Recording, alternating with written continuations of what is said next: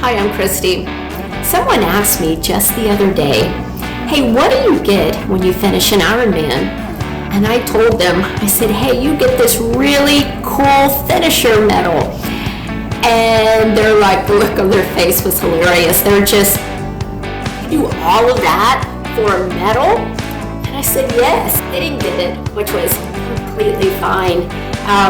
But for me, I've been doing triathlons for over 16 years now, and I can tell you these medals are not just pieces of metal hanging on a real shiny ribbon here. They're priceless to me. It's all about showing up. So these are just tangible reminders to me about the journey and the choice not to quit when it gets hard. Training even whenever you don't feel like it. And most importantly, it's all about staying happy in the process. And, that to me is priceless. But here's the thing, the medal isn't the real reward here. These medals, they don't make us any more special, important, tougher, fitter than someone without the medal. All it does is it just makes us a finisher of a race. What counts is, did the process change you? Are you more patient, grateful, resilient? Did it teach you to continue to push through even whenever you wanted to give up? Because if all you earned is a medal, then you've missed the greatest reward here. And in other words, that Ironman shoot and experiencing it, it is so much awesome and so much fun. And if it only lasts just for a short moment, I believe what really counts is the journey to that finish line. That's what matters and that's what counts. And that, my friend, that lasts long after the finish line. And that's priceless.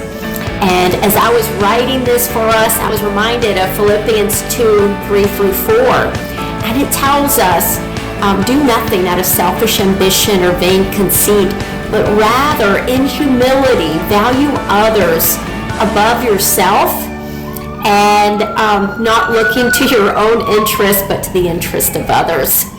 And just like training, I've had to learn that humility takes also being intentional. How many of you know that God has a way to get our undivided attention?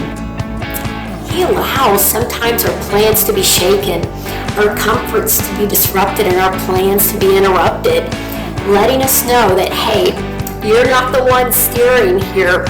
All we have to do is pedal. Remember, there was a season that I told myself, if it's to be, it's up to me. And in other words, I have to be the one to make it work. No one else was going to make this work but me. It was a hard season, guys. It was tough. And I was a single mom. I was working 2 jobs, going to school, trying to provide 2 incomes. Just providing a better life for me and my children. And during this season, I just remember being so exhausted, disappointed, and surrounded by so many unknowns. During that time, it felt like the endless endurance, scorching heat run. But one thing became painfully clear.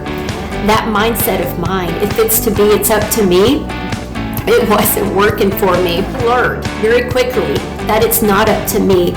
It's only because of God working through me that I can do more things than what I could have ever imagined. The Bible tells us in Proverbs chapter 3:5-6 that trust in the Lord with all your heart and lean not on your own understanding, but in all your ways trust in Him, and He will direct your path. This is a powerful, powerful reminder that He is our go-to and God is our safe place. You may have asked the same questions as I did. Lord, I followed you. I've tried to do what was right. Why the pain? Why this season? Why now? Why not this job? Or why not this person, Lord? We've all asked those humbling questions. Maybe He's giving you experiences that one day will help your children or your coworker or your friend. He's cleared a path through you because you've already walked it. Maybe He's built an endurance in you. All that's going to do is give someone hope. So He's humbling you, He's stretching you, He's training you. And he's setting you apart for something greater than you could ever imagine. It's important for us here because what I discovered is that when you meet God in the middle of all your whys, with trust and gratitude, hope, he begins to weave all of your struggles, all of your losses, and all your pains into a beautiful story. And it's a story that inspires and changes lives. So we have to trust him in the process. All we need to do is show up and keep a smile on our face. He can open doors that no one can shut. He can provide a job when there's no job. He places people in the right spot just so you meet them at that right time. He can elevate your career, your calling, and your influence in his perfect timing. So let's be intentional this week. Let's ask God to search our hearts for pride, and let's be intentional on being walking in humility, throwing that if it's to be, it's up to me mindset out the door. Show up every day. Train whenever you don't feel like it. Don't quit when it gets hard. And most importantly, keep a smile on your face. Remember who you are. You're chosen. You're set apart.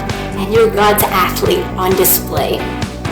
Well, I look forward to seeing you again next time. I hope you have a great week, an awesome week. And hey, it doesn't matter if we have to run, walk, or crawl. We're going to get there, and we're going to get to that finish line so strong. Have a good week.